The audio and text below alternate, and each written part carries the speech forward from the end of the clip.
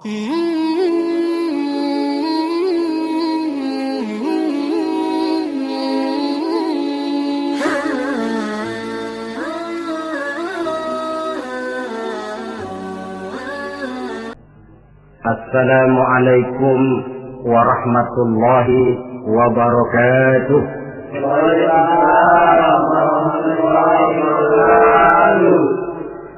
Alhamdulillah, wassalatu wassalamu ala sayyidina Rasulillah, sayyidina wa maulana Muhammad ibn Abdullah wa ala alihi wa sahbihi wa man tabi'ahu wa wala. Subhanaka la ilma lana illa ma 'allamtana innaka antal alimul hakim. La haula wa la quwwata illa billahil aliyyil azim. Amma ba'd. Saudara-saudara hadirin kaum muslimin rahimakumullah.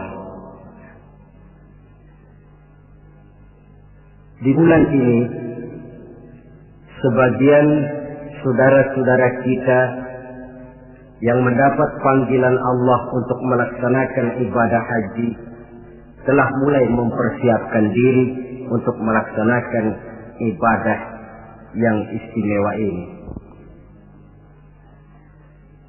Apa keistimewaan daripada ibadah haji?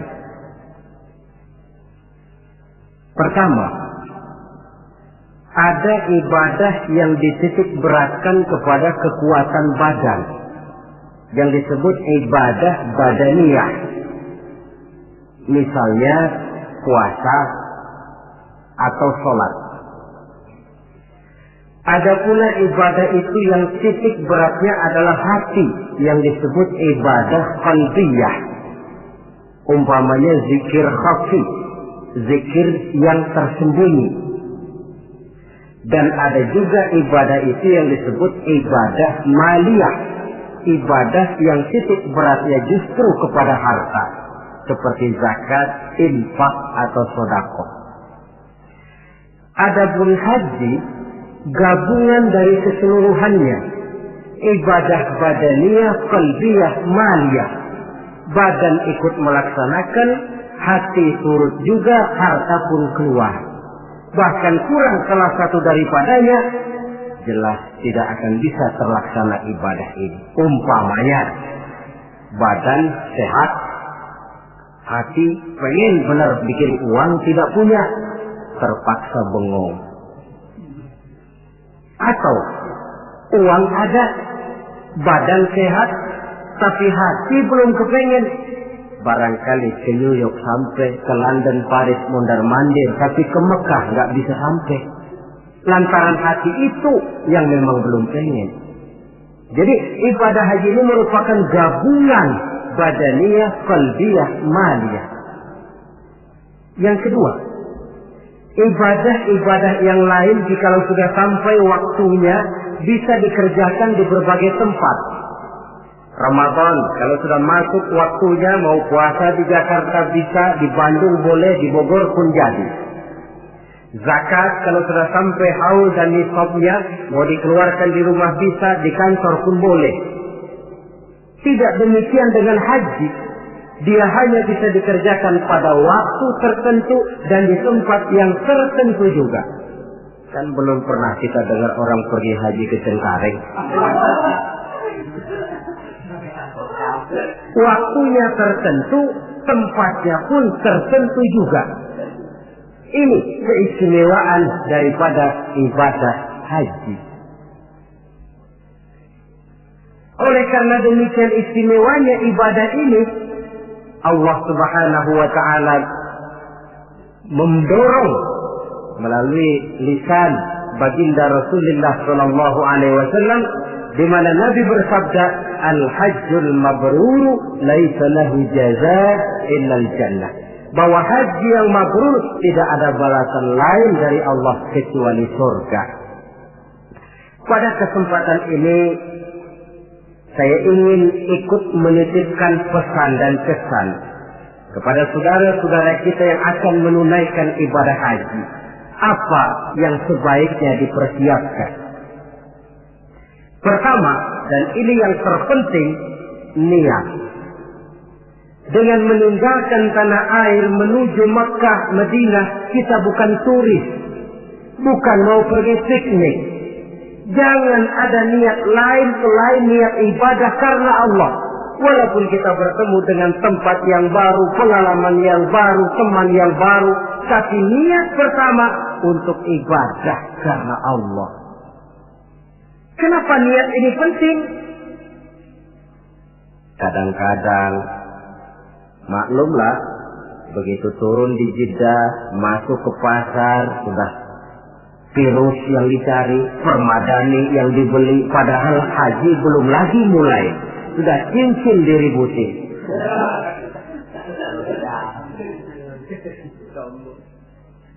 Nah, kalau niat kuat,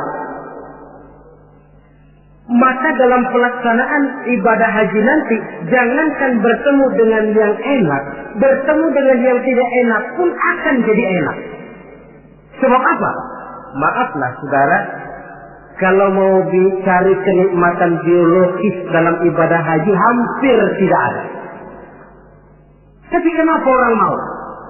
Uangnya minimal 4 juta keluar. Rumah dia tinggalkan, anak yang masih kecil dia tinggalkan.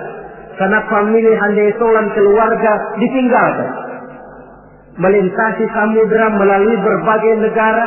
Sampai dia di Makkah sana berdesakan dengan jutaan manusia. Tidur tidak teratur. Manusianya kadang-kadang kasar. Iklimnya pun buat.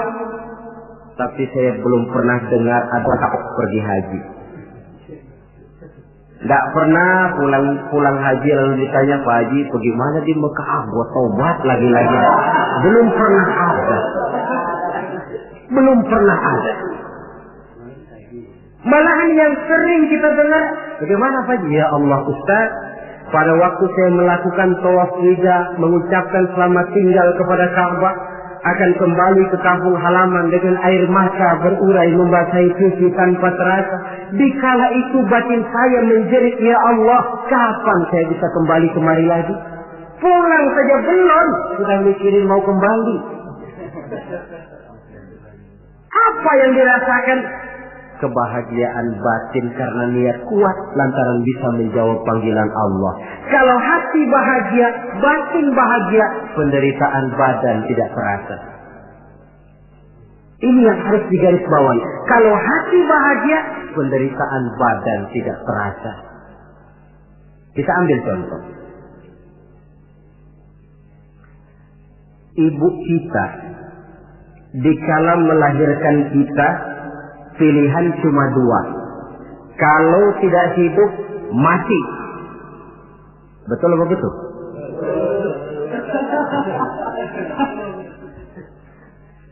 Di tengah kesakitan, penderitaan, dan kepedihan dia lahirkan anaknya dengan untayan air mata. Begitu anak lahir dengan selamat, di tengah kepedihan tiada tara, si ibu senyum. Alhamdulillah, anak saya lahir dengan selamat. Sakit, pedih, menderita, tapi kalah oleh kebahagiaan hati melihat anaknya lahir dengan selamat. Kan gak ada ibu begitu anaknya lahir lalu ditunjuk gara-gara kamu sialan. Gak ada.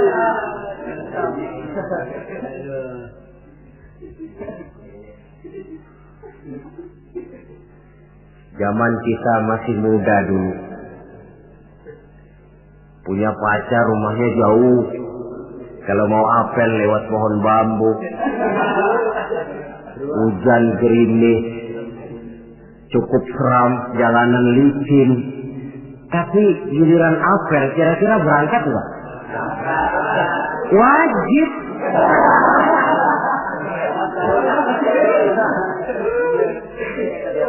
Hilang rasanya itu jauh. Tidak seram lewat pohon bambu. Gerimis malah menambah keindahan. Kenapa? Lantaran hati bahagia. Kalau hati sudah bahagia, penderitaan badan tidak terasa. Itulah pentingnya niat. Kalau memang niat lemah, yang dekat pun terasa jauh. Tapi kalau niat kuat, yang jauh akan terasa menjadi dekat. Dan oleh karena niat kuat, Allah akan memberikan jalan. Yakinlah itu. Saudara, ketika saya melaksanakan ibadah haji, saya bikin haji ifrat. Masuk Mekah itu orang sudah berkumpul di Mekah. Tapi saya memang punya niat kuat. Bagaimanapun di dalam tawaf saya harus bisa mencium Hajarul Aswad. Padahal manusia jutaan. Saya tawaf berdesak-desakan dengan jutaan orang. Niat kuat. Saya harus bisa mencium Hajarul Aswad. Apa yang terjadi? Sedang enak-enak saya tawaf diseruduk orang Afrika yang tinggi gede. Diseruduk mental saya. Apa yang terjadi? Saya mental jatuh pas di depan Hajar Aswad. Orang Jawa bilang njilala. Njilala, kok ada jalannya? Diseruduknya sakit, tapi kok jatuhnya di situ? Oh, saya pikir Allah memberikan jalan karena niat yang kuat. Tidak cuma sekedar ibadah haji, ibadah apapun saja, ini fondasi utama, niat. Jika sudah rapuh niat, nilai ibadah tidak akan sampai kepada tingkat kesempurnaannya. Apalagi untuk melaksanakan ibadah haji ini. Jangan sampai ada niat, di Mekah nanti belanja jam tangan lebih murah. Atau nanti kalau sudah pulang kepengen pakai peci putih dipanggil Pak Haji, lalu siapa yang lewat cium tangan sama saya. Niat ibadah karena Allah. Jangan sampai ketumpangan niat-niat lain yang bisa memalingkan kita daripada niatan ibadah itu sendiri. Satu. Yang kedua,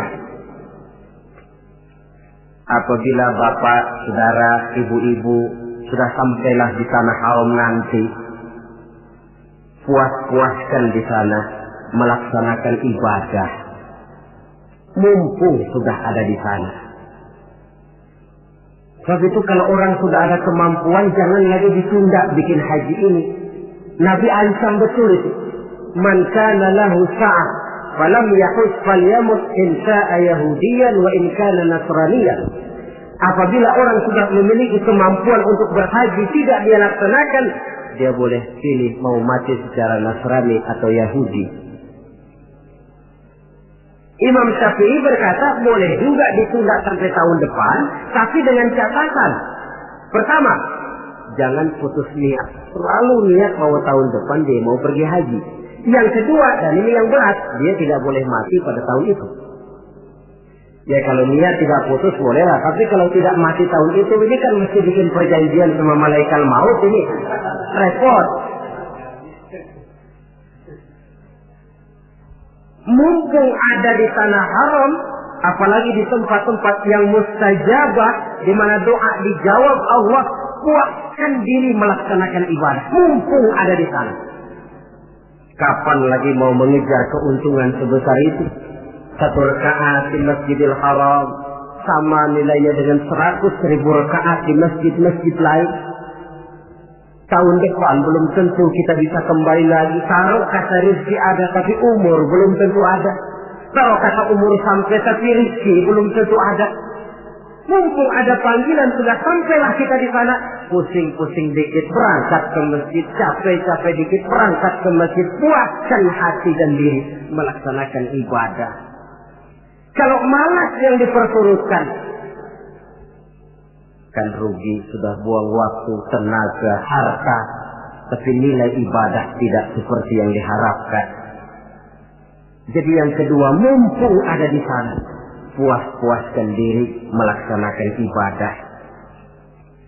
Yang ketiga, kalau nanti sudah sampai di tanah haram, entah di Mekah dan Madinah, orang bilang Mekah Madinah itu taman mini akhirat. Artinya apa? Di sana orang harus jujur kepada diri sendiri. Kalau menemukan berbagai kesulitan, jangan mencari kambing hitam. Jangan mencari sebab pada diri orang lain. Cari sebab pada diri sendiri. Kalau di sini kan kita bisa saja berkata, gara-gara lu sih begitu, gue jadi begini. Orang lain kita kambing hitamkan. Di sana kalimat macam itu tidak berlaku. Semua kesulitan, semua hal-hal yang tidak menyenangkan yang menimpa kita, carilah sebab di dalam diri sendiri. Itu obat yang paling mujarab. Sebab kita ke sana memang dengan pengakuan segala dosa. Seperti kata Abu Nuwas dalam syairnya, Ilahi abdukal asi ataka. Wahai Allah, hambamu yang penuh maksiat, berlumur noda dan dosa ini datang menghadapmu ya Allah, memohon ampunan dan taubat dari seluruh dosa. Kata perbuatan yang tidak terkontrol akan mendatangkan kesulitan dan obatnya tidak lain, taubat. Saya punya seorang teman. Dia di sini nggak pernah kemana-mana. Begitu masuk Mekah jalan-jalan melulu. Temennya kasih tahu, Ji, jangan jalan-jalan melulu, nanti susah dicari kalau ada perlu. Nepuk nggak ada. Anak Betawi nih nggak bakalan keder katanya. Sudah selesai dia jalan-jalan mau kembali ke rumahnya. Putar-putar nggak pernah ketemu tempat dia tinggal. Sampai 2 hari. Akhirnya dia bertemu seorang syekh. Tuan syekh, bagaimana saya ini? Sudah 2 hari mau pulang nggak ketemu rumah. Nah, kamu memangnya kenapa? Dia pikir-pikir, saya juga sih, lidah ini nggak terjaga. Pakai nepuk dada, nggak bakalan salah jalan lah, nggak bakalan keder lah. Nah, sana kau masuk Masjidil Haram, tawaf, sembahyang sunnah, sujud di depan Ka'bah, akui dosa dan kesalahan. Dia masuk tawaf, sholat sunnah, sujud di hadapan Allah, mengakui kesalahannya, keluar dari Masjidil Haram, kelihatan rumahnya. Itu yang saya maksud taman mini akhirat. Baik kata, baik perbuatan harus dijaga, dikontrol, jangan sampai masuk dalam apa yang dipesankan Allah. La rafasa wala fusuqa wala jidala fil hajj. Di dalam melaksanakan ibadah haji itu jangan sampai ada rafas. Rafas, kata-kata kotor, kata-kata yang bisa menimbulkan rangsangan. Fusuk, kata-kata yang keji, atau kata-kata yang sifatnya menyesali amalan. Umpamanya, coba gua nggak pergi haji 4 juta dibeliin bajai, tinggal nungguin setoran. Ini masuk fusuk juga. Wala jidal, pertengkaran.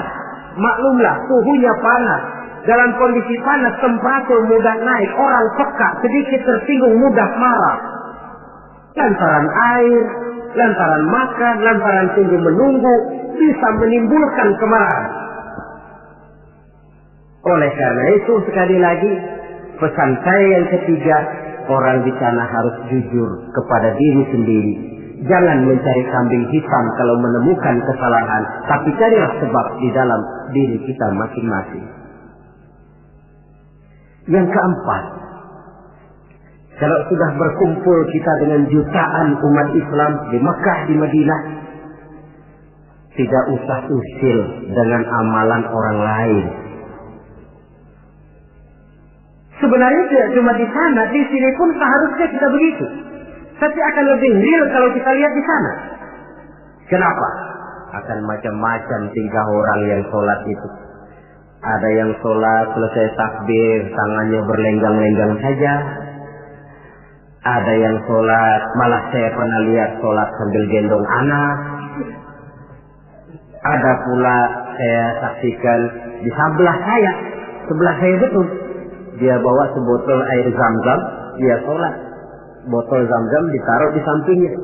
Waktu dia lagi ruku, botolnya ketendang orang, menggelinding ke depan. Sambil ruku dia samperin tuh botol. Dia ambil, dia taruh lagi di sampingnya, dia terusin sholatnya. Apa lalu kita harus mencak-mencak sampean sholat begitu? Tidak betul. Kembalikan saja kepada ajaran Allah. Lana a'maluna walakum a'malukum. Kami akan mengerjakan amalan yang kami yakini benarnya. Tuhan pun persilakan mengamalkan amalan yang Tuhan yakini benarnya. Tidak usah usil dengan amalan orang. Ini juga seharusnya kita wujudkan dalam kehidupan di sini. Coba apa? Maaf. Dalam proses perkembangan Islam di Indonesia, dia tidak pernah sunyi dari orang yang tidak senang melihat dia tumbuh dan berkembang dengan pesat. Orang yang tidak senang tentu berusaha bagaimana memporak-porandakan Islam ini. Menghantam Islam terang-terangan jelas tidak mungkin dan tidak berani. Kenapa? Bagaimanapun kondisinya umat Islam, bagaimanapun bodohnya umat Islam, ada satu hal yang positif. Apa itu? Fanatisme agama. Dia masih sanggup ngomong, Mas, gue emang kagak sembahyang, tapi agama gue lo acak-acak, gue bacok.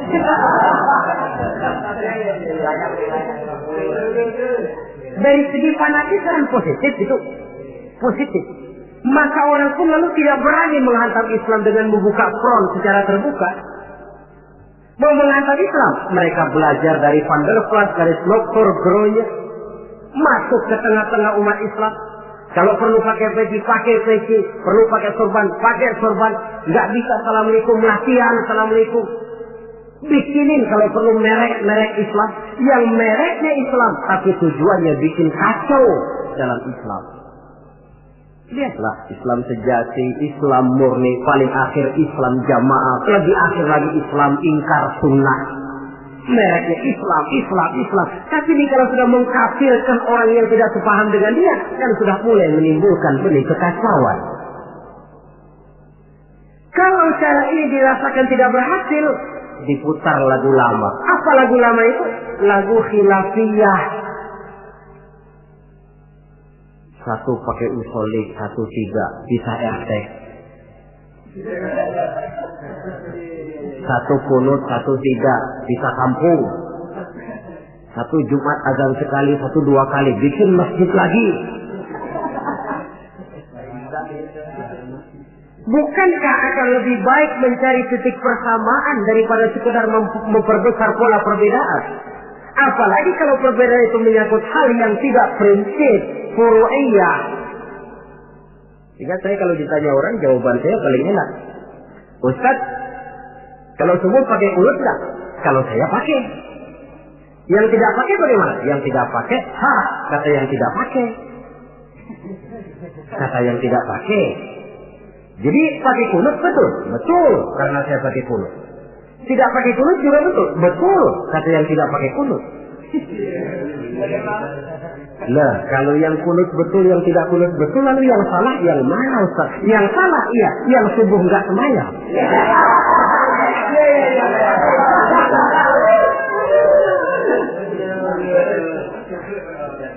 Daripada ribut kita mempertengkarkan kunut, kan lebih baik membicarakan bagaimana teman-teman kita yang belum subuh supaya sholat subuh. Proyek garapannya ada, sasarannya jelas. Hal-hal yang menyangkut khilafiyah semacam ini sampai kiamat tidak akan pernah selesai. Sebaiknya memang tidak usah usil dengan amalan orang, dan ini dicontohkan benar di dalam pelaksanaan ibadah haji. Kita lihatlah mereka yang sholat dengan tingkah macam-macam, dengan pola macam-macam. Apa lalu kita harus ngotot mempertahankan cara ini tidak betul? Oh, terlalu riskan. Jadi bapak, saudara, ibu yang nanti di sana melihat pengalaman macam-macam, tidak usah usil dengan amalan orang. Mari kita amalkan apa yang kita yakini benarnya. Yang kelima, pesan saya kepada jamaah haji, ibadah haji itu ibadah yang berat. Oleh karena itu, orang melaksanakan haji itu harus bawa sabar yang sebanyak-banyaknya. Sabar yang tidak ada batasnya. Banyak kasus terjadi karena kurangnya kesabaran.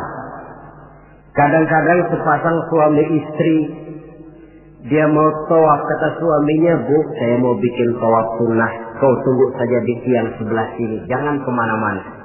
Istrinya setia nunggu di tiang itu. Padahal semua tiang di Masjidil Haram bentuknya hampir sama. Si suami pun tawaf berputar mengelilingi Ka'bah.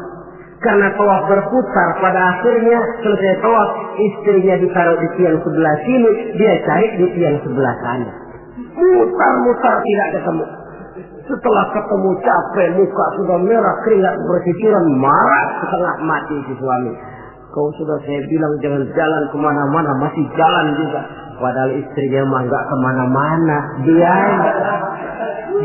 yang keliru arah. Kadang karena air, kadang karena makanan. Hal-hal yang sedikit menyebabkan kita peka, mudah sekali dengan watak marah.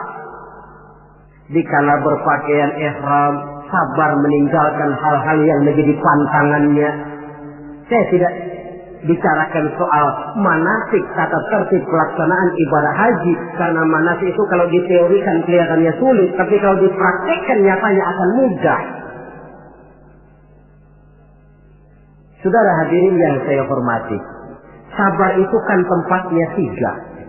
Pertama, sabar dalam taat. Yang kedua, sabar di dalam meninggalkan maksiat. Yang ketiga, sabar pada waktu menghadapi musibah. Sabar dalam taat apa? Misalnya puasa. Biar lapar melilit perut, biar haus mencekik kerongkongan. Kalau maghrib belum berbunyi, jangan sentuh makanan. Sabar dalam taat. Begitu juga kita ketika terbungkus pakaian ihram, tidak boleh bercukur, tidak boleh menggunting kuku, tidak boleh membunuh binatang. Sabar di dalam taat. Yang kedua, sabar dalam meninggalkan maksiat. Umpamanya, kita tadinya penggemar minuman keras, taubat, meninggalkan minuman keras. Itu pun perlu kesabaran. Sebab apa? Orang macam-macam. Dia tahu kita bekas peminum, diledeklah kita. Yuk minum yuk. Alah, sekarang aja. Kemarin kan lu yang sukongin. Yang kemarin memerlukan kesabaran. Yang ketiga, sabar pada waktu menghadapi musibah, kesulitan. Apa konsepsi sabar yang hakiki dalam Islam? Sabar yang dijelaskan dalam Al-Quran ialah allazina idza asabathum musibah qalu inna lillahi wa inna ilaihi raji'un. Orang yang sabar ialah orang yang apabila terkena suatu musibah kembali kepada prinsip dasar inna lillahi wa inna ilaihi raji'un. Kami berasal dari Allah dan kami akan kembali kepada Allah. Bukan cuma pengucapannya tapi penghayatannya. Kalau suatu saat kita terkena musibah, kembali kepada konsepsi dasar inna lillahi wa inna ilaihi raji'un. Kami berasal dari Allah dan kami akan kembali kepada Allah. Bukan cuma sekedar ucapannya, tapi penghayatan kepada kalimat itu. Misalnya apa? Kalau suatu saat kita kehilangan harta, kembali kepada inna lillah. Dulu pun ketika saya hadir ke alam ini saya tidak bawa harta. Kalau sekarang hilang, inna lillah wa inna ilaihi raji'un. Kalau suatu saat kita harus melepaskan pangkat dan jabatan yang kita cintai, kembali kepada konsep inna lillah. Dulu pun ketika lahir ke alam ini tidak ada pangkat dan jabatan yang saya bawa. Kita kadang-kadang dapat musibah, ditinggal mati, sedih, innalillahinya tidak mau berhenti dari mulutnya, tapi nangisnya pun juga tidak mau berhenti juga.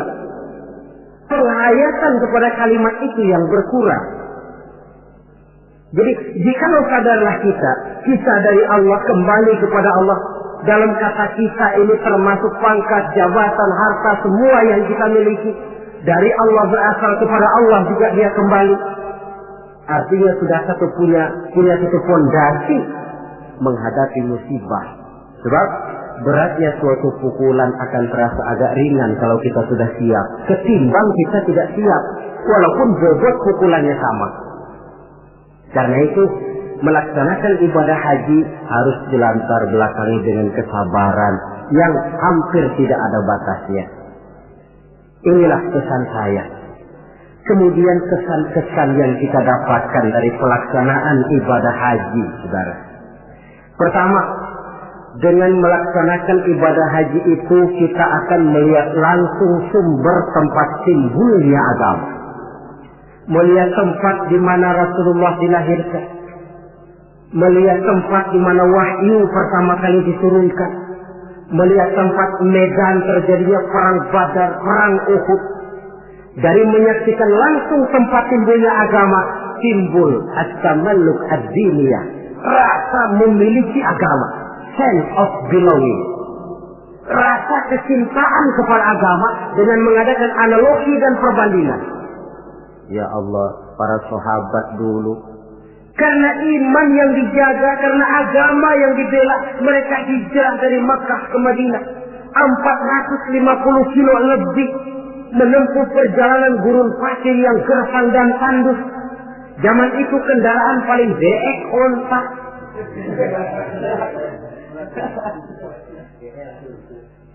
Untuk menegakkan akidah, melaksanakan syariat, mereka harus perang. Kita ini melaksanakan agama ibarat nasi mas tinggal nyuap. Rasul, para sahabat, generasi kemudian yang berjuang dengan untayan air mata, cucuran keringat, bahkan aliran darah. Apakah nasi yang tinggal nyuap ini masih harus tumpah ke tanah? Alangkah sayangnya melihat langsung sumber tempat timbulnya agama. Ada rasa kebanggaan, ada rasa tanggung jawab. Yang kedua kesan saya, orang bilang ibadah haji itu katanya Kongres Umat Islam Internasional. Kita sudah melihat Islam dalam skala yang makro, dalam bentuk nuansa pandangan yang luas. Apa artinya ini?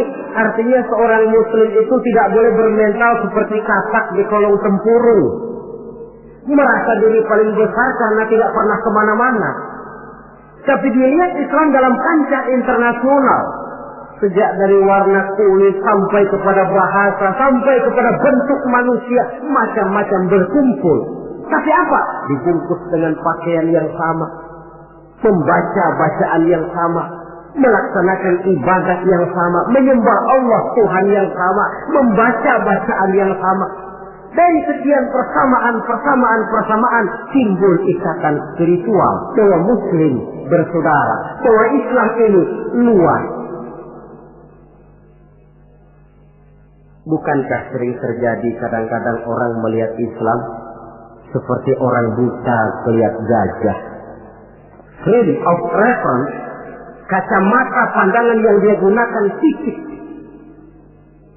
Ada 3 orang buta dilepas ke kebun binatang, disuruh kenal gajah. Saya yakin laporannya pasti lain-lain. Kata orang buta pertama, lapor. Gajah tipis lebar kayak kipas.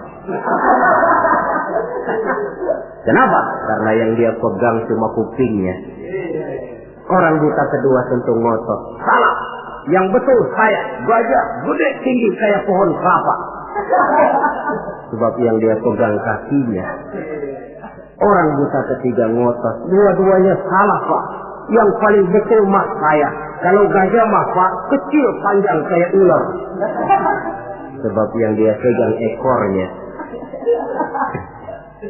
Salahkah mereka? Tidak salah, cuma datanya kurang lengkap.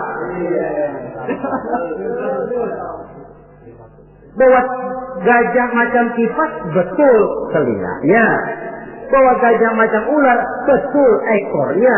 Tapi gajah secara total adalah gajah yang bukan kipas, bukan ular, bukan pula pohon kelapa. Ini yang fisik dan tidak menjadi, kadang-kadang baru kenal kuping gajah, kemana-mana sudah pidato. Saudara-saudara, gajah tipis lebar kayak kipas. Diundang lagi ke tempat sebelah sana, begitu lagi pidatonya. Buat orang yang sudah kenal gajah, dia diketawain. Belum buat orang yang belum kenal gajah, dia malah menyesatkan. Dua-duanya sama tidak mendidiknya. Nuansa pandangan yang luas. Yang ketiga, kesadaran hidup. Dari mana ini dimulai? Dari pertanyaan dikala kita merenung di padang Arafat yang terhampar luas membentang, sejauh mata memandang cuma tenda-tenda putih 2 yang nampak. Dari mana kita datang? Di mana kita sekarang? Mau kemana kita akan pulang? Dikala itu air mata berurai membasahi pipi tanpa terasa. Inilah barangkali taman miliknya padang mahsyar di akhirat nanti, di mana kita melepaskan semua status sosial. Dikala itu jenderal tidak akan dipanggil jenderalnya. Dikala itu yang intelek dan yang awam tidak tahu lagi kita. Dikala yang kaya dan yang miskin sudah sulit dibedakan. Bukankah itu pantulan daripada kehidupan yang pasti akan kita temui? Lalu dunia ini apa? Persis kalau diibaratkan dunia ini cuma sekedar sebuah panggung sandiwara. Sang sutradara Allah Subhanahu wa ta'ala, penonton malaikat, panggung sandiwaranya dunia ini, pemainnya seluruh manusia, skenarionya Quran dan Sunnah. Sutradara berjanji kepada pemain-pemain yang bermain dengan baik sesuai dengan petunjuk dalam skenario Quran dan Sunnah akan diberikan piala citra berupa surga. Tapi mereka yang menyimpang dari teks skenario sampai panggung sandiwara kacau, mereka pun akan mendapat imbalan yang sesuai. Saya Ustaz, ini peran saya dalam panggung sandiwara dunia ini. Saudara pegawai, saudara pedagang, saudara seniman, peran yang sedang kita pegang. Peranan kita pasti akan selesai dengan dua kemungkinan. Pertama, memang skenario-nya mengharuskan peranan kita sampai di situ. Selesai. Itu apa itu? Ajal. Yang kedua, panggung sandiwaranya yang memang sudah harus dibongkar. Apa itu? Kiamat. Jikalau panggung sandiwara ini sudah dibongkar, jikalau dalam teks memang peranan kita sudah habis sampai di situ, kembalilah kita kepada sang sutradara. Apa lagi yang kita bawa? Kata Nabi, yutba'ul mayyitu salasah. Orang jikalau dia mati, selesai peranannya, yang mengantar ke kuburnya tiga. Ahluhu wa maluhu wa amaluhu. Hartanya, keluarganya, amalnya. Gantar dia ke kubur. Tapi yang dua pulang lagi. Siapa yang pulang lagi? Pertama ahluhu, keluarganya. Tidak seorang keluarganya yang bagaimana cintanya kepadanya yang mau ikut masuk ke dalam. Istrinya yang katanya sayang betul sama dia, yang waktu muda dulu pernah berjanji buat hidup semati di bawah pohon pete dengan senandung irama. Dikala muda dia berkata, Bang, apalah artinya hidup ini tanpa engkau di sisiku, Bang? Hampa rasanya hidup ini. Tapi ketika suami masuk ke liang lahat, dia akan berkata, sampai sini saja Mas, saya nganter emas. Saya rela Mas berangkat duluan. Temannya yang katanya sayang betul sama dia, waktu kuburnya diuruk paling keras injekin tanahnya. Mungkin ratusan mobil pelawat mengantar ke kubur, dilepas dengan pasukan kawal kehormatan, turun ke liang lahat dengan tembakan salvo 21 kali, 5 truk karangan bunga duka cita.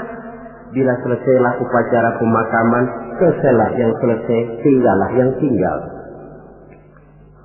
Pasukan kawal kehormatan akan kembali ke asrama. Untayan bunga duka cita yang 5 truk akan jadi onggokan sampah. Tembakan salvo yang 21 kali tidak akan sempat membuat Munkar Nakir jadi mundur.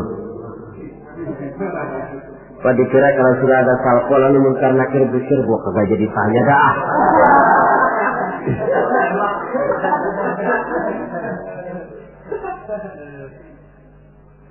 Harta pun tidak ikut masuk ke dalam. Mobil cuma parkir di pelataran kubur.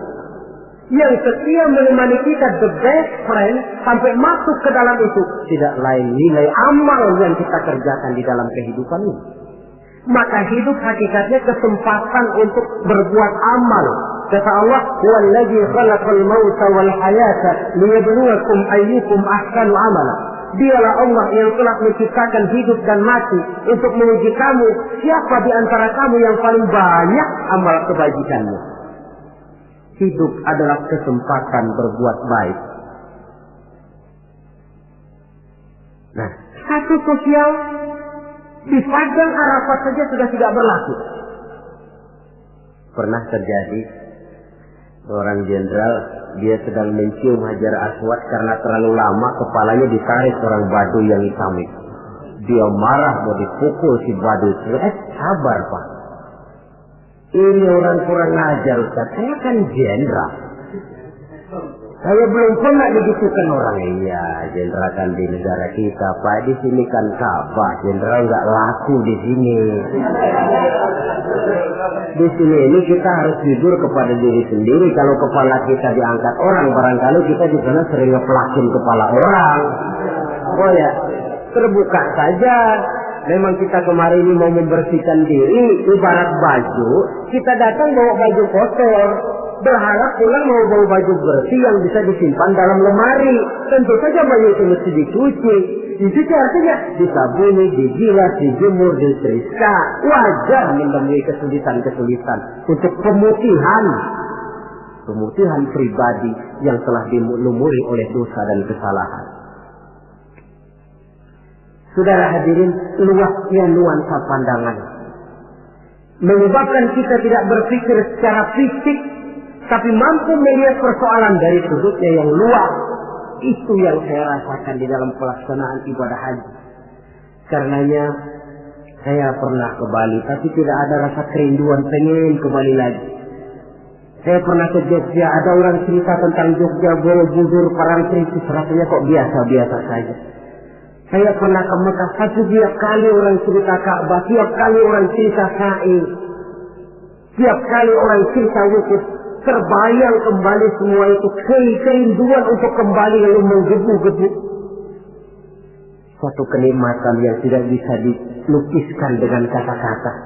Hanya mereka yang sudah melaksanakan yang tahu semua itu. Paling akhir, tentu sekedar kesan kita harapkan Bapak, Saudara, Ibu yang akan melaksanakan haji ini tidak hanya sekedar bisa pergi, tapi kembalilah ke tengah keluarga dengan selamat, dan yang paling penting membawa haji yang mabrur. Apa yang haji mabrur itu? Ukuran hakikat haji mabrur itu wallahu a'lam, Allah saja yang maha tahu. Tapi kita bisa lihat zahirnya. Bagaimana zahirnya? Apa kalau haji mabrur itu kemana-mana tidak pernah lepas peci putih? Mungkin. Apa harus selalu pakai gamis? Mungkin, tapi itu sekedar kulit. Kulit sih bisa dibikin-bikin. Kulit penting, isi penting. Saudara dapat duren di jalanan, isi doang, kulitnya nggak ada. Kira-kira mau makan nggak? Jadi kulit penting, isi penting. Lebih penting daripada kulit adalah isi. Artinya apa? Jiwa haji. Bukan cuma sekedar pakaian haji, tapi berjiwa haji yang ditempa oleh pengalaman di Mekah, Madinah, dan di tempat-tempat bersejarah lainnya, membekas dan membayang dalam gerak hidup kita. Kalau setelah pulang haji lebih positif daripada sebelum dia berangkat, itu tanda di antara tanda-tanda haji yang mabrur.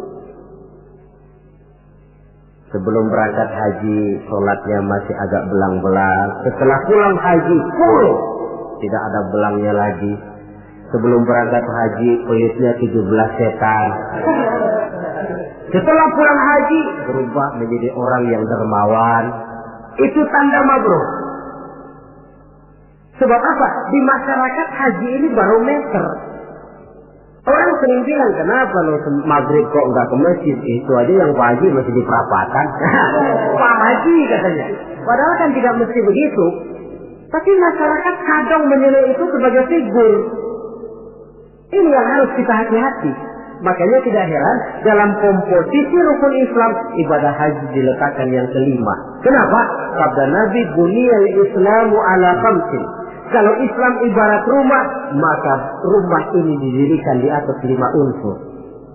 Kita bandingkan Islam dengan rumah. Orang kalau mau bangun rumah sebelum pasang tiang, kusen, jendela, kan yang paling dulu dia bikin fondasi. Dalam bangunan Islam fondasinya apa? Asyhadu an la ilaha illallah wa asyhadu anna Muhammadar Rasulullah. Kenapa saya katakan fondasi? Saya bersaksi tidak ada Tuhan melainkan Allah. Artinya apa? Artinya saya tidak akan menyembah kecuali hanya kepada Allah. Saya tidak akan minta tolong kecuali hanya kepada Allah. Saya tidak akan menggantungkan hidup kecuali hanya kepada Allah. Saya tidak akan minta rezeki kecuali hanya kepada Allah. Saya tidak akan pernah takut kecuali hanya kepada Allah. Fondasi. Kalau fondasi keropos, bangunan tidak akan tahan lama. Benar Tuhan kamu Allah. Betul. 1 juta ya, tidak Tuhan. Ya, 2 juta, 2 juta, 10 juta enggak. Sekali Allah Tuhan saya, sampai titik darah saya yang paling penghabisan, Allah Tuhan saya. Ini fondasi yang mantap. Tapi kalau masih bisa digoncang, masih fondasi rapuh, Tuhan kamu Allah, iya. Tunggal, lam yalid, walam yulad. Atur aja dah. Gimana kalau kita atur? Gimana ya? Pikir-pikir dulu. Masih pikir-pikir dulu pun merupakan ciri akan rapuhnya fondasi. Nah, kalau fondasi sudah siap, baru mulai naik pasang tiang. Dalam bangunan Islam yang jadi tiang apa? As-salat, imaduddin. Salat, tiang agama. Tiang pokok 5. Zuhur, asar, maghrib, isya, subuh. Tapi supaya bangunan ini kuat ada tiang-tiang tambahan. Tahajud, hajat, istikharah, duha. Tiang-tiang tambahan supaya rumah kuat. Tapi jangan lupa tiang diri di atas fondasi. Kalau fondasi miring, tiang ikut miring. Hanya orang sembahyang kan macam-macam. Ada yang harian, ada yang mingguan, ada yang tahunan.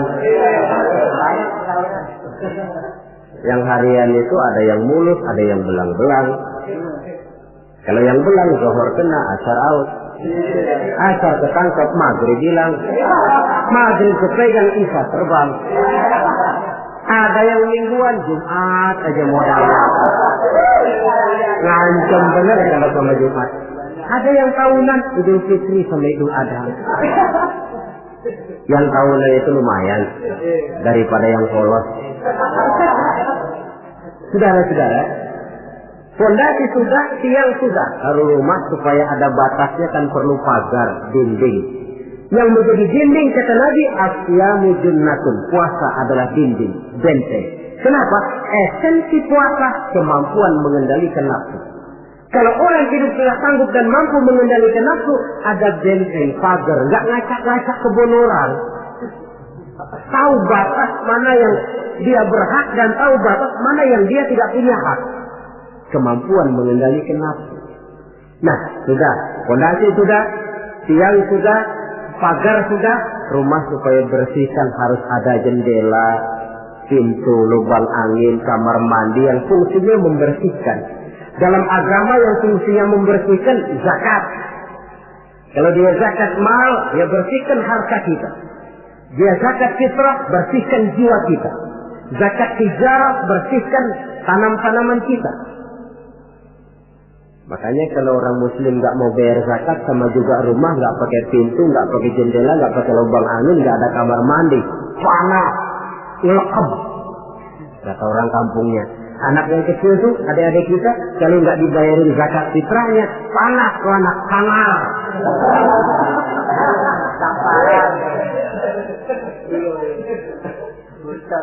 Nah, lalu kalau sudah alat-alat pembersih sudah, mulai naik kap di atas, tinggi, kapnya putih, haji. Kalau kita kan masih kap hitam. Kalau sudah naik kap, biasanya rumah itu kan sudah agak adem. Artinya apa? Orang kalau sudah selesai menunaikan ibadah haji, temperamennya, jiwanya, pembawaannya lebih mapan, lebih matang, lebih dewasa, pertimbangannya lebih banyak. Kenapa? Skalanya sudah skala pasang kap. Dia sudah harus menjadi panutan di dalam kehidupannya, menaungi. Maka ibadah haji itu menaungi kepribadian orang. Di satu pihak kita ngukur-ngukur juga. Kalau kemarin saya masuk ke dong bioskop terang-terangan, barangkali tidak begitu malu.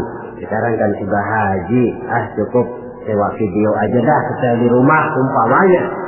Dari segi memelihara kepribadian, dia sudah merupakan satu benteng. Apalagi untuk hal-hal yang merupakan aib, hal-hal yang akan menghancurkan martabat dan ketinggian orang itu sendiri. Ibadah haji lebih menaungi kepribadian seseorang. Oleh karena itu, sangat dianjurkan mereka yang sudah memiliki kemampuan untuk sampai ke sana, janganlah ditunda sampai tahun berikutnya. Orang berkata, Ustaz, saya belum bisa baca apa-apa, begitu berangkat. Soal di sana nanti membaca atau ada mutawif, ada mutawif. Tawaf kita bisa membaca bukunya, paling kurang ada pembimbingnya. Daripada nunggu hafal semua, saya kira Ustaz juga jarang yang hafal bacaan-bacaan itu.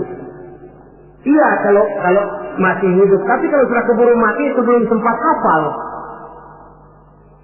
Contoh saja, tiap putaran tawaf memang bacaannya lain. Putaran pertama baca ini, putaran kedua baca ini. Kalau harus hafal semua kan sulit. Tapi Islam prinsipnya la yukallifullahu nafsan illa wus'aha.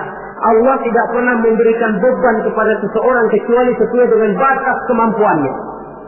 Kalau baca sama sekali tidak bisa, baca saja doa sapu jagat. Tiap putaran, Rabbana atina fid dunya hasanah wa fil akhirati hasanah wa qina azabannar. Putaran kedua, Rabbana atina fid dunya hasanah. Boleh dan sah. Watak hukum Islam ini kan elastis.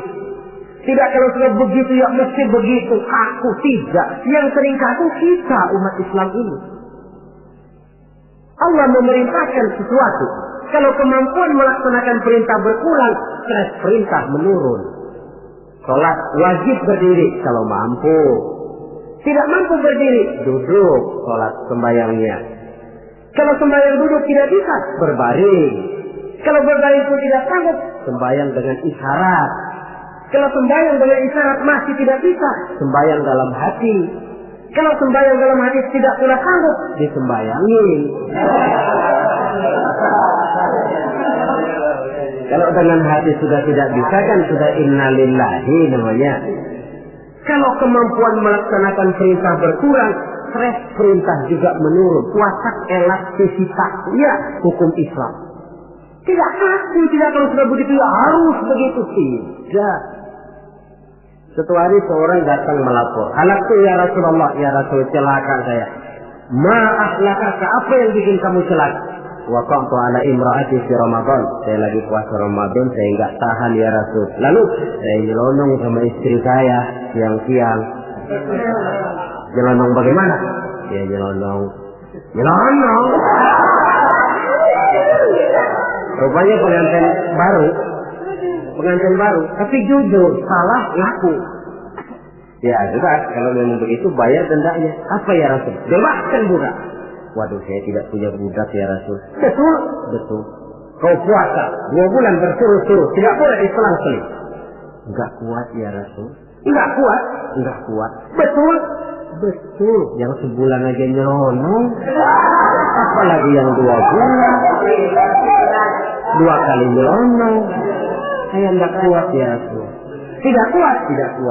Beri makan 60 fakir miskin, 1 orang 1 mut. Ya Rasul. Apalagi jangan memberi makan 60 fakir miskin. Istri saya di rumah sehari masak, 3 hari libur. Saya orang susah ya Rasul. Lagian saya pikir ya orang kebangetan juga. Sudah melarang kemalarangan kok berani gitu. Akhirnya Rasul masuk ke dalam kamar, keluar kembali membawa sekeranjang kecil kurma. Kalau kau tidak punya apa-apa, nih bawa pulang, sedekahkan kepada orang-orang miskin di kampungmu. Ya Rasulullah, apa lagi? Di kampung saya itu yang paling miskin saya. Ya Allah. Rasul tersenyum, ya sudah bawa pulang kasih makan anak istrimu di rumah. Sudah melanggar larangan, dapat kurma lagi. Elastis. Tidak, kalau sudah begitu ya mesti begitu. Tidak. La yukallifullahu nafsan illa wus'aha. Dalam ayat lain, yuridullahu bikumul yusra wa la yuridu bikumul usra. Allah menginginkan kemudahan kepadamu dan sama sekali Allah tidak menginginkan kesulitan bagi kamu. Dalam surah Thaha lebih jelas lagi, ma anzalna 'alaikal qur'ana litashqa illa tadhkiratan liman yakhsha. Kami tidak turunkan Quran ini untuk bikin sulit hidup kamu, tidak. Ini cuma peringatan bagi orang-orang yang takut kepada Allah. Quran, Islam, syariat yang dibawa Rasul tidak untuk menyulitkan manusia, tetapi justru untuk peringatan dan membawa manusia kepada kebahagiaan sejak dari dunia ini sampai ke akhirat nanti. Oleh karena itu, tidak lain tentunya kita ikut mendoakan. Mudah-mudahan saudara-saudara kita yang tahun ini melaksanakan ibadah haji, semoga mereka selamat pulang perginya, kembali ke tengah-tengah keluarganya dengan membawa haji yang mabrur.